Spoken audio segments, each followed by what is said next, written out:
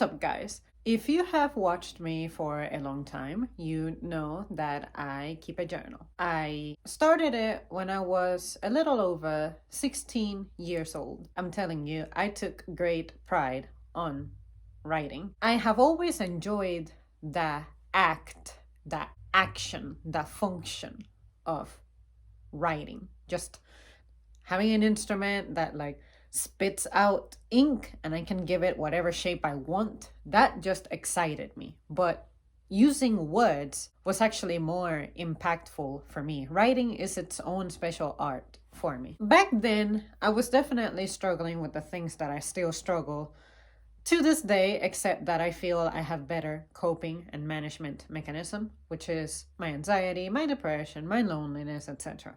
I had maintained that exercise of writing steadily for 5 years. Something happened after 5 years in which I met this human being who would say something that shouldn't have affected me, but I guess given the position that this person held in my life, it inevitably did.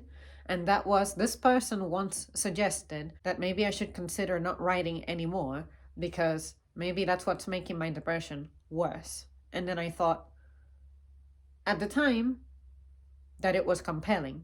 But now looking back, that had to be one of the most damaging, hurtful, outright painful things that someone could have possibly said to me. And I realize now that this came from someone who had absolutely no idea who I was, what I am, what I was, who I am, what I needed, what I desired, anything like that. I think this person might have said that because I used to write because since I was by myself in my life, it was my avenue for me to express myself. You ever write down a shopping list? Why do you write down a shopping list? You write shit down so that you don't forget and so that you can get it off your head so that it frees up space for other things. Well, as someone who has no one in her life, all I do is write, journal, so that this thought, I don't want to necessarily forget it, but I don't want to necessarily remember it every single second of the day. So the best way to do it is to let it go on a journal. The journal can hold that weight for me as opposed to leaving it in my brain. Anyway, I decided to listen to what this person said, I guess, because I ended up dialing back on how much I wrote until eventually I was able to go months and almost a year without touching my journal. And now I sort of regret that because there are some things that I should have been writing about as they developed that now I'm sad that my details are limited. But a lot of it I can remember if I think about it, but I like to keep a very nice journal with dates, times, possibly what was the weather, if that had an effect, so that it helps me travel back to that moment. Even though I can mostly remember the moment, I forget sometimes how the moment gets there. Like, say, if I have an argument with someone, I remember what the argument was about, but I don't know what triggered it.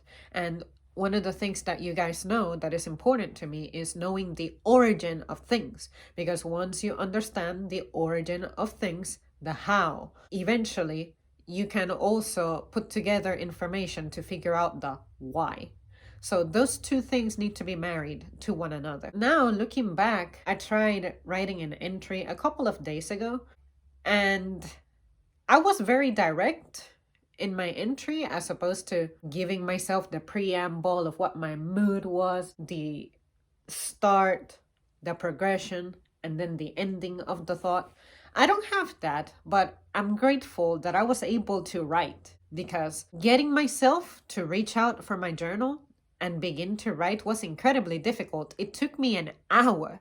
I kept thinking about, I need to write about what happened last Monday and how it happened, this, that, and the other. But I just couldn't. Even though I had that impulse to begin to write, I just couldn't do it. So anyways, you guys, I thought that I would share with you this because I now realize that you should never tell someone to stop doing something that they enjoy, especially something as intimate and mental health related as a journal, the person who said this to me is absolutely ignorant and unintelligent on all matters pertaining to emotions and mental health in general. And while I am grateful that this person was in my life to serve as, I guess, a model of someone who doesn't let emotions get in the way, I became detached of things that actually are important to me, and it cost me a great deal. And now I'm trying to repair from that. So, my, I guess, message by saying this is be careful what you are attacking on a person. Because if you're attacking a hobby that is attached to their mental well being, you suck as a person. And you better catch yourself before you make the mistake of saying that to someone, and God knows what kind of effect, absolutely undesired effect, you might have. So learn to be responsible. All right, guys, that's it from me. Thank you so much for tuning in. Has anyone ever done this to you? Let's say that you like to play basketball a lot, and then someone said, you played too much and your time playing keeps you away from, I don't know, studying or something. But this is coming from a fat ass person who probably could use the exercise. Just to give you an example, like, understand the benefit of someone indulging on something would be beneficial for your physical well-being and your mental well-being. Why would you want to discourage someone from doing that as opposed to finding a way to continue to support this person at having that hobby, but perhaps having it in a way to where if this is affecting them in other areas due to time management, you sit down with this person and come up with a plan for them to be able to hold on to their hobby while also remaining responsible. That is the responsible thing to do.